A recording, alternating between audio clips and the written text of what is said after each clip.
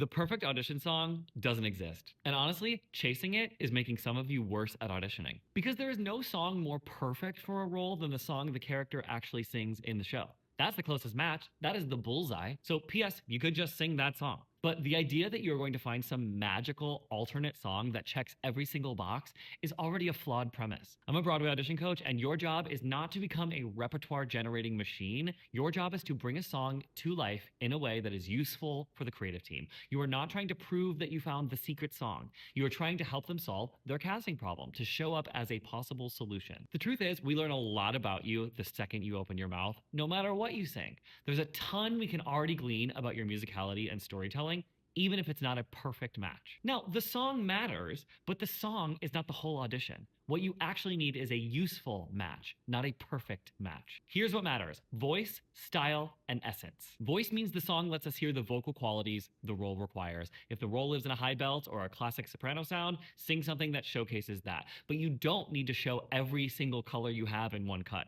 because your resume is helping you. If you sing Golden Age baritone and your resume also lists rock baritone, we can ask for another song, or we can call you back to hear it. Style means the song lives close enough to the musical world of the show, but close enough is the key phrase. Sometimes that simply means using more vibrato to tilt a song toward a Golden Age sound. Sometimes that means adding more speech, breath, or vocal texture to make something feel more contemporary.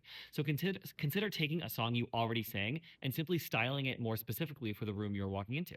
Essence means the emotional center lines up, not the plot, the essence. This is where actors get too literal. If the character is singing about losing their mother, you do not need to find another song about losing a mother. Just a song about grief or sadness or even speaking to a higher power.